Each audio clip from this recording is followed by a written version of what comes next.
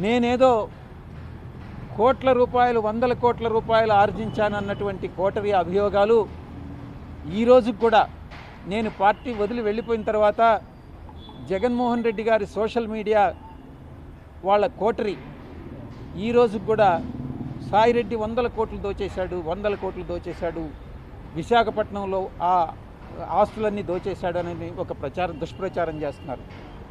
ఆ ప్రశ్నకు జవాబుగా నేను ఒక్కటే చెప్పాను, నా యొక్క ఆస్తుల వివరాలన్నీ నేను మీకు ఇస్తున్నా, అదే రకంగా ఆస్తుల వివరాలన్నీ ఇచ్చా. దీనికి మించి ఎక్కడైనా మీరు సోర్స్ వెతుక్కోవచ్చు. ఎక్కడి నుంచి ఫండ్స్ వచ్చాయి? అరబిందో వాళ్ళు ఏదో ఒక ప్రాపర్టీ కొంటే అది నా ప్రాపర్టీ అవుతుందా? అరబిందో వాళ్ళు రోజు ఒక బిజినెస్ స్టార్ట్ చేస్తారు, ప్రతి సంవత్సరం బిజినెస్ స్టార్ట్ చేస్తారు. అవన్నీ నా బిజినెస్లు కాదు కదా. నా కూతుర్ని వాళ్ళ ఇంట్లో ఇచ్చినంత మాత్రాన ఆస్తులన్నీ నాకు కావు, ఆ అవసరం నాకు లేదు. మీరు ఏ విధంగానైనా మీకు ఇన్వెస్టిగేటింగ్ ఏజెన్సీ ఏ రకంగానైనా ఇన్వెస్టిగేట్ చేసుకోవచ్చు. ఆ ప్రాపర్టీస్ ఏదైతే ఆరోపిస్తున్నారో ఇది చంద్రబాబు ప్రభుత్వం చేసినటువంటి పని. ఒక చంద్రబాబు గారి ప్రభుత్వం చేసినటువంటి ఒక నీచమైన పని ఏదన్నా ఉంది అని అంటే ఇది. విశాఖపట్నంలో నేను ఆస్తులు కూడగట్టుకున్నాను అన్నటువంటిది ఒక రిపోర్టు పంపించారు సిట్ స్పెషల్ ఇన్వెస్టిగేషన్ టీం వాళ్ళు. విశాఖపట్నంలో ఉన్నటువంటి అవ్యాన్ రియాల్టర్స్లో ఉన్నటువంటి ఆస్తులన్నీ కూడా సాయిరెడ్డివే అని అన్నటువంటి. నేను ఒకటే చెప్పా, ఇదే సాయిరెడ్డి అసెట్స్ కానైతే మీరు ఆ అసెట్ కొన్నటువంటి సోర్స్ ఆఫ్ ఫండ్స్ని మీరు ఇన్వెస్టిగేట్ చేయండి. అది నావని కానీ ప్రూవ్ అయితే నేను పర్మనెంట్గా రాజకీయాల నుంచి విరమించుకుంటాను. నేను ఇప్పుడు రాజకీయాల నుంచి విరమించుకోదలుచుకోలే. మళ్ళీ కూడా చెప్తా ఉన్నాను, నేను మళ్ళీ జూన్ ఈ నెల 25వ తారీఖు ఒక సంవత్సరం ముగుస్తుంది. ఆ ముగిసిన తర్వాత మళ్ళీ నా రాజకీయ రంగ ప్రవేశం ఏ రకంగా ఉంటుందని నా మీడియా మిత్రులతో నేను పంచుకుంటాను. నేను కాబట్టి చంద్రబాబు నాయుడు గారు ప్రభుత్వం చేసినటువంటి ఈ యొక్క దుష్టమైనటువంటి పని నేను మర్చిపోలేను. ఎందుకంటే ఈ ప్రభుత్వం నన్ను అనేక రకాలుగా ఇబ్బంది పెడతా ఉంది. నా యొక్క ఆస్తి కానప్పటికీ కూడా, నా అల్లుడు ఆస్తి అయినప్పటికీ కూడా, నా వియంకుడు ఆస్తి అయినప్పటికీ కూడా భీమిలి విషయంలో కానీ మిగతా విశాఖపట్నంలో ఉన్నటువంటి ప్రాపర్టీస్ నాకు ఏమీ లేవు. విశాఖీయాల్లోకి తిరిగి రంగప్రవేశం చేయాలి, తిరిగి ప్రజాసేవలో నేను పాల్గొనాలి. నాకు ఎవరైతే నా మీద దుష్ప్రచారం చేశారో వాళ్ళకి సరి అయినటువంటి బుద్ధి చెప్పాలి అన్నటువంటిదే నేను కోరుకుంటా ఉన్నాను. నేను ఒక్కటే చెప్తా ఉన్నా, చంద్రబాబు నాయుడు గారి ప్రభుత్వం ఒక దుష్ట ప్రభుత్వం. ఎందుకంటే ఏమీ నాకు సంబంధం లేనటువంటి విషయాల్లో నన్ను ఒక అక్యూజ్డ్గా ఇరికించి, కాకినాడ సీపోర్ట్ విషయంలో కానీ, ఈ యొక్క విశాఖపట్నంలో సిట్ నా పైన ఇచ్చినటువంటి స్పెషల్ ఇన్వెస్టిగేషన్ టీం ఇచ్చినటువంటి రిపోర్ట్ కానీ, ఇవన్నీ కానీ కేర్ఫుల్గా కానీ పరిశీలించి చూస్తే చంద్రబాబు నాయుడు గారి ప్రభుత్వం పాల్పడుతున్నటువంటి కక్షపూరితమైనటువంటి చర్యలు, చంద్రబాబు నాయుడు గారి ప్రభుత్వం అన్యాయమైనటువంటి యాక్టివిటీస్ ఏదైతే ఉన్నాయో, చర్యలు ఏదైతే ఉన్నాయో ఇవన్నీ చాలా స్పష్టంగా తెలుస్తూ ఉన్నాయి. నేను సాయిరెడ్డి అనేటటువంటి వ్యక్తి వెనక్కి జంకేవాడు కాదు. ఏది ఏమైనా కూడా పర్వాలేదు. నేను ఒక్కటే చెప్తా ఉన్నా, అధికారం అనేటటువంటిది శాశ్వతం కాదు. అప్పట్లో జగన్మోహన్ రెడ్డి గారు కూడా 2019లో అధికారంలోకి వచ్చినప్పుడు నేను 20-25 సంవత్సరాలు అధికారంలో ఉంటానని అనుకున్నారు. ఇప్పుడు చంద్రబాబు నాయుడు, లోకేష్ బాబు కూడా ఈరోజు మేము అధికారంలో 20 సంవత్సరాలు ఉంటాం అనుకుంటా ఉన్నారు.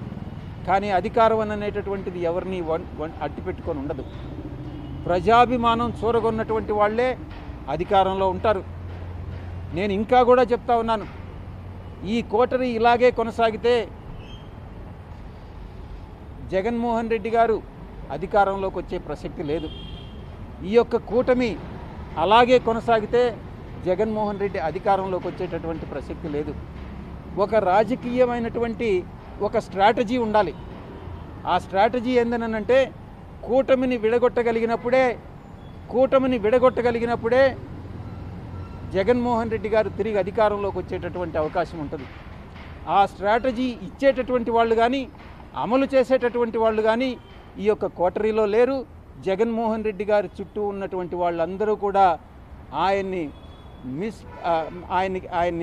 మిస్గైడ్ చేస్తూ ఉన్నారన్నటువంటి విషయం నేను తెలియజేస్తూ ఉన్నా. నేను ఒక్కటే ఆలోచిస్తూ ఉన్నా, మీరు కూడా కోటరీలో భాగస్వాములే కదా అని మీడియా మిత్రులు కూడా చాలాసార్లు ప్రశ్నించారు. నేను ఒకటే చెప్తా ఉన్నా, సంవత్సర రోజులుగా మీరు నమ్మినా నమ్మకుండా మీరు సెటైర్లు వేసినా నేను వ్యవసాయం చేసుకుంటానే ఉన్నాను. అప్పుడప్పుడు నేను గమ్ముగా ఉండలేను కాబట్టి నాకున్నటువంటి స్వల్పమైనటువంటి రాజకీయ పరిజ్ఞానంతో ఏదో ట్వీట్స్ పెట్టడం, ఏదో టెక్నికల్గాను అకాడమిక్గాను ట్వీట్స్ పెట్టడం చేస్తూ ఉన్నాను. అంతేగాని నేను జగన్మోహన్ రెడ్డి గారిని విమర్శించడమో లేకుండా ఉంటే ఇంకొక రాజకీయ పార్టీని విమర్శించడమో నేను చేయలే. అయినప్పటికీ కూడా జగన్మోహన్ రెడ్డి గారే నన్ను విమర్శించారు. ఆయన నేను ప్రలోభాలకు లొంగానన్నారు. నేను అడుగుతా ఉన్నా, అదే ప్రలోభాలకు లొంగుంటే నేను ఈరోజు లక్షల కోట్లు ఆర్జించుండేవాడిని. నాకు అది నేను నమ్మినటువంటి ఆ వెంకటేశ్వర స్వామి సాక్షిగా చెప్తా ఉన్నా, ఎవరి దగ్గర విజయసాయిరెడ్డి డబ్బులు ఆశించి చెయ్యి చాచలేదు, భవిష్యత్తులో అటువంటి చాచే అవకాశం లేదు అని నేను ఈ పత్రికాముఖంగా తెలియజేసుకుంటా ఉన్నా.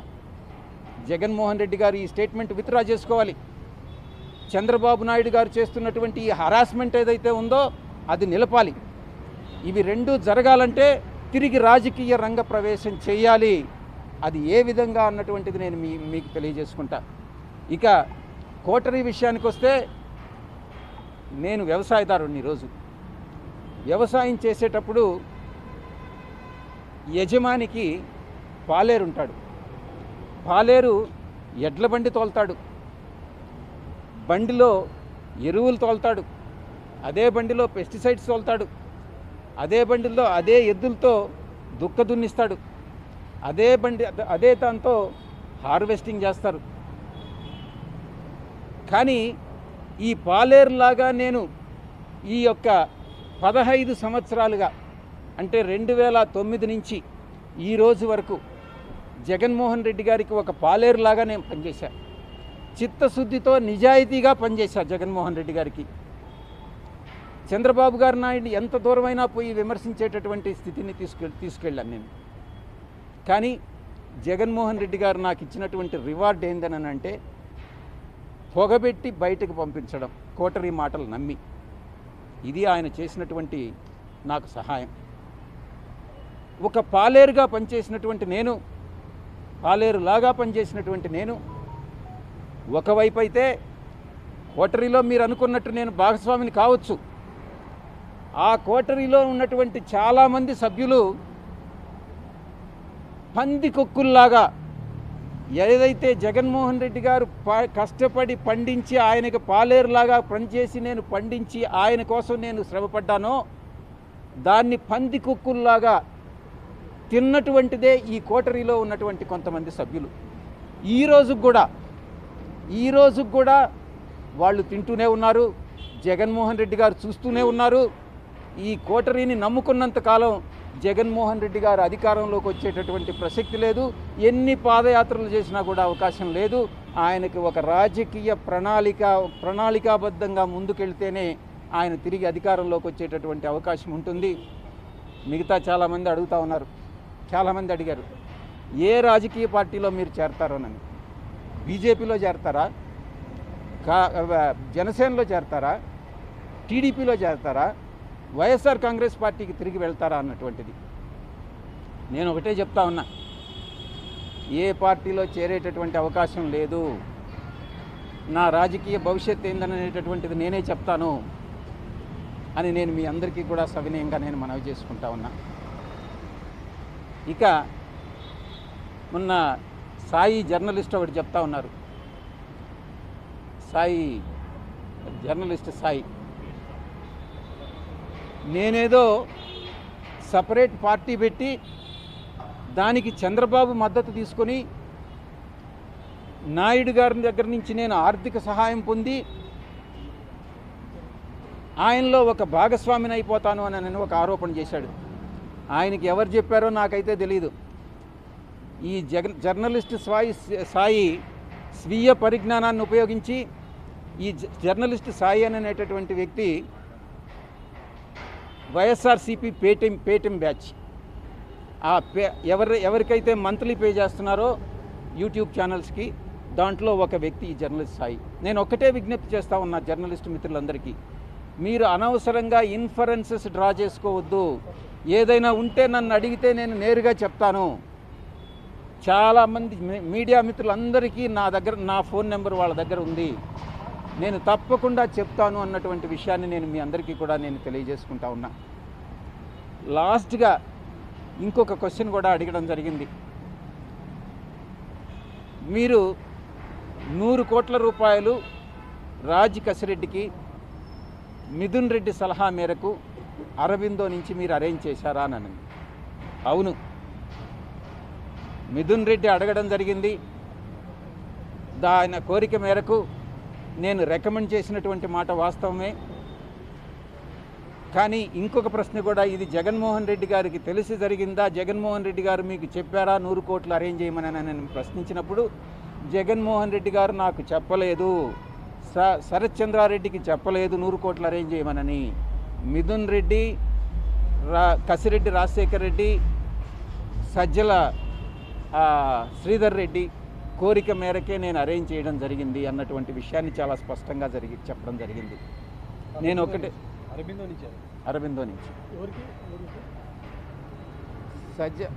వాళ్ళు ఏయో కంపెనీలకి చెక్కులు తీసుకున్నారు. ఏ కంపెనీలకి చెక్కులు తీసుకున్నారనేటటువంటి విషయం కూడా నాకు తెలియదని స్పష్టంగా చెప్పాను. ఎంత రేట్ ఆఫ్ ఇంట్రెస్ట్ అనేది కూడా నాకు తెలియదు. ఆ తర్వాత రీపేమెంట్ ఎలా జరిగిందని అనేటటువంటి విషయం కూడా నాకు తెలియదు అని చాలా స్పష్టంగా చెప్పడం జరిగింది. జగన్మోహన్ రెడ్డి గారికి నాకు తెలిసి ఈ లిక్కర్ స్కామ్తో కానీ అటువంటిది ఏదైనా జరిగి ఉంటే, లిక్కర్ స్కామ్ జరిగిందనేటువంటి విషయం నేను చెప్పలేను, అది రాజ్ కసిరెడ్డి ఒక్కడే చెప్పగలడు. అటువంటిది ఏదైనా జరిగి ఉంటే తప్పకుండా అది జగన్మోహన్ రెడ్డికి తెలిసి జరగదు అన్నటువంటి విషయాన్ని చాలా స్పష్టంగా చెప్పడం జరిగింది. మళ్ళీ తిరిగి ఐ థింక్ పిలుస్తారనుకుంటాను. రేపు మిథున్ రెడ్డిని కూడా పిలుస్తున్నారు. ఆ తర్వాత ఇంకెవరిని, అందరూ డిస్టిలరీ ఓనర్స్ని అందరినీ కూడా పిలుస్తూ ఉన్నారు. సో ఛార్జ్ షీట్ కూడా ఫైల్ చేయడం జరుగుతుంది. చూద్దాం ఏం జరుగుతుందన్నటువంటిది. ఈ యొక్క కోటరీలో ఉన్నటువంటి పందికొక్కులు ఎవరైతే పార్టీ మీద పడి జగన్మోహన్ రెడ్డి గారి మీద పడి తింటూ ఉన్నారో, ఆయన్ని మిస్గైడ్ చేస్తూ ఉన్నారో, సోషల్ మీడియాలో ఏం జరుగుతుంది, ఏం పోస్టులు పెడుతున్నారు అన్నటువంటిది ఆయనకు తెలియదు. ఆయన తెలియకుండానే ఇవన్నీ కూడా జరుగుతూ ఉన్నాయి. అది ఆయన నివారించినంత వరకు పార్టీ అన్నటువంటిది ప్రజల్లోకి వెళ్ళేటటువంటి అవకాశం లేదు అన్నటువంటిది నేను స్పష్టంగా చెప్తా ఉన్నా. ఒక్కొక్కరు అడగలే. 100 కోట్లు ఎక్కడెక్కడికి, అంటే ఎవరెవరి సమక్షంలో మీరు అరేంజ్ చేశారు? నేను రికమెండ్ చేసి అరేంజ్ చేయలే. మీరు సరిదిద్దుకోవాలి. రికమెండేషన్ వేరే, అరేంజ్ చేయడం వేరే.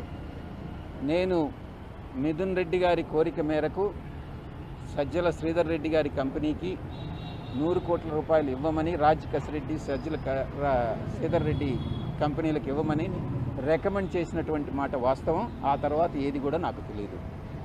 కోటరీ వల్ల మీరు బయటకు వచ్చాను, అలాగే ఇబ్బందులు కూడా పడ్డారు. ఇందుకు ఎవరు సార్ కోటరీ? మీ అందరికీ తెలుసు ఈ విషయం. కోటరీలో ఎవరుండారన్నటువంటిది మళ్ళీ తిరిగి నన్ను అడగడం ఎందుకు? మీకు తెలిస్తే అది మీరే చెప్పొచ్చు కదా, నేను చెప్పాలా దాన్ని? కోటరీ మీకు తెలీదా? TV9కి తెలీదా? TV5కి తెలీదా? లేకుంటే NTVకి తెలీదా? ఇలాంటి మహా టీవీకి తెలీదా? ప్రతి ఒక్కరికి తెలుసు కోటరీ ఎవరనేటటువంటిది. ఆ పందికొక్కులు ఎవరనేటటువంటిది మీ అందరికీ కూడా తెలుసు. అది నా నోటి గుండా చెప్పాల్సినటువంటి అవసరం లేదు అని నేను. లిక్కర్ స్కామ్కి సంబంధించి మీతో వీళ్ళంతా కూడా మిగతా వాళ్ళు సమావేశాలు తరచూ జరిపారంట, అది కూడా అడిగారు. లిక్కర్ స్కామ్కు సంబంధించి మీతో మీరు సీఎం జగన్మోహన్ రెడ్డి గారు, OSD కృష్ణమోహన్ రెడ్డి గారు, ధనంజయ రెడ్డి గారు, రాజ్ కసిరెడ్డి, మిథున్ రెడ్డి సమావేశమై ఏ రోజైనా చర్చించడం జరిగిందా అని. నాకు ఏ రోజు జగన్మోహన్ రెడ్డి గారు లిక్కర్ గురించి మాట్లాడలేదు, నేను దాంట్లో ఇన్వాల్వ్ కాలేదు.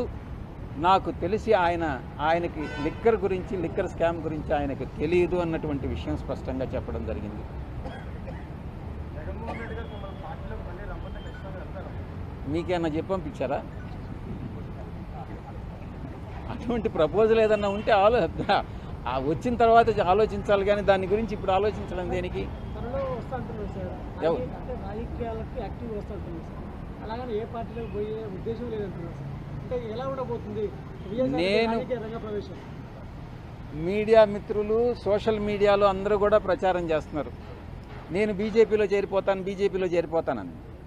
మీరే చెప్తున్నారు చంద్రబాబు నాయుడు గారు అడ్డుకుంటున్నారు, జగన్మోహన్ రెడ్డి గారు బీజేపీలో పానీయకుండా అడ్డుకుంటున్నారు అని అనేటటువంటిది.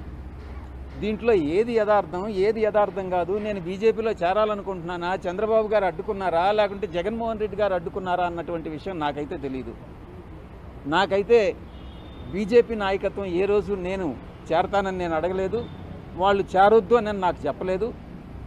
నేను 1 సంవత్సర కాలం దూరంగా ఉండదలుచుకున్నాను. 25 సంవత్సర కాలం పూర్తి అవుతుంది. ఆ తర్వాత నా భవిష్యత్ ప్రణాళిక అనేది నేను నిర్ణయించుకుంటాను. సరే, లిక్కర్ స్కామ్ గురించి జగన్మోహన్ రెడ్డి గారికి తెలియదని చెప్పారు, అటు మీకు కూడా తెలియదని చెప్పారు. కోటరీలో ఉన్నటువంటి వాళ్ళు నేను ఫస్ట్ మీటింగ్లో మీడియా మిత్రులకే చెప్పా, కర్త కర్మ క్రియ రాజ్ కసిరెడ్డి అని. రాజ్ కసిరెడ్డిని అడిగితే సమాచారం దొరుకుతుందే కానీ జగన్మోహన్ రెడ్డి గారిని అడిగినా కూడా తెలియదు, నన్ను అడిగినా కూడా తెలియదు, మిథున్ రెడ్డిని అడిగినా కూడా తెలియదు. కర్త కర్మ క్రియని మాత్రమే అడగాలి. అధ్వానంగా ఉంది. టీడీపీ ప్రభుత్వం అధ్వానంగా ఉంది. పక్షపాత ధోరణి, కుల వివక్షత, అసమర్థత, వీటికన్నిటితో కలిపి ప్రజలలో ఉన్నటువంటి అసంతృప్తి, ఇవన్నీ తెలుగుదేశం పార్టీ, చంద్రబాబు నాయుడు గారు ఒక సీనియర్ లీడర్, ఆయన అర్థం చేసుకుని ఆయన రెక్టిఫై చేసుకుంటే బహుశా అధికారంలో కొనసాగుతారేమో, కానీ లేకుంటే ఆయన అధికారంలోకి తిరిగి వచ్చేటటువంటి అవకాశమే లేదు.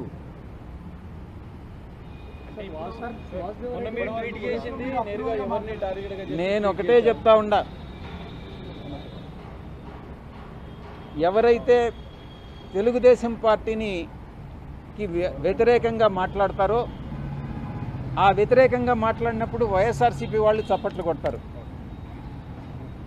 వైఎస్ఆర్సీపీని వ్యతిరేకంగా మాట్లాడినప్పుడు తెలుగుదేశం వాళ్ళు చప్పట్లు కొడతారు. నాకు ఏ చప్పట్లు వద్దు. మధ్య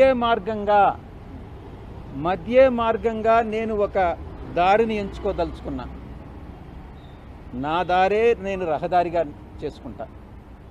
అంతేగాని తెలుగుదేశంలో కానీ అటు వైఎస్ఆర్సీపీ నుంచి చప్పట్లు కావాలని నేను కోరుకోవట్లేదు.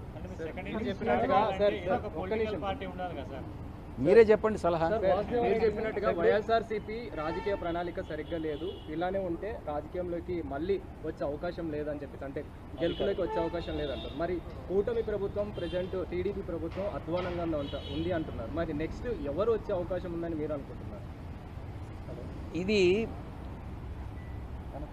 మరి ఏ ఇతర రాజకీయ శక్తి కానీ బీజేపీతో కలిసి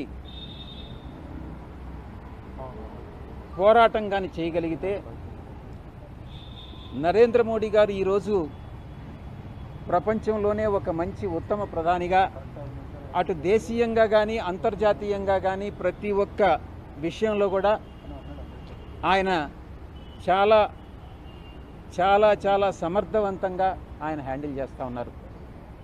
ఆంధ్ర రాష్ట్రంలో కూడా అటువంటి ఒక రాజకీయ శక్తి ఉద్భవించగలిగినట్టయితే తప్పకుండా బీజేపీ, దాని మిత్రపక్షాలు, తప్పకుండా తెలుగుదేశం కాదు. ఎందుకనంటే ఈ వచ్చేటటువంటి బ్యాడ్ అంతా కూడా తెలుగుదేశంకే వస్తుంది. అవకాశం ఉంది అని నేను భావిస్తా ఉన్నా వ్యక్తిగతంగా. అవకాశం ఉంది అని అంటే రేపు రాజకీయ మీ రంగ ప్రవేశం దాంట్లో జరిగే అవకాశం ఉందండి. మీరు ఇన్ఫరెన్స్ డ్రా చేసుకుంటే నేనేం చేయగలను?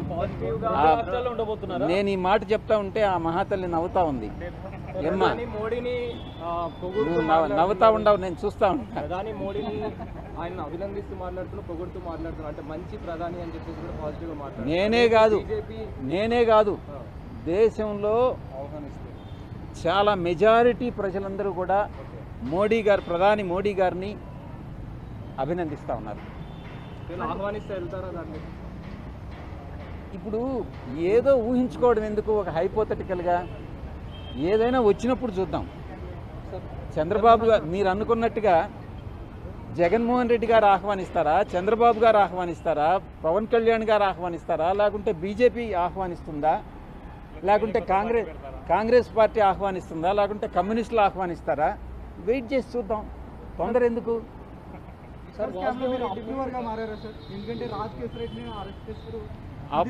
నేను మొట్టమొదటి నుంచి కూడా నేను ఒకటే చెప్తా ఉన్నా, ఎటువంటి పరిస్థితుల్లో అప్రూవర్గా మారేటటువంటి అవకాశం లేదు. అది నా దేహంలో ప్రాణం ఉండగా జరగదు. నేను అప్రూవర్గా మారను. ఎవ్వరూ నన్ను ఏ శక్తి కూడా అప్రూవర్గా మార్చలేరు అన్నటువంటి విషయాన్ని నొక్కి వక్కాణిస్తాను.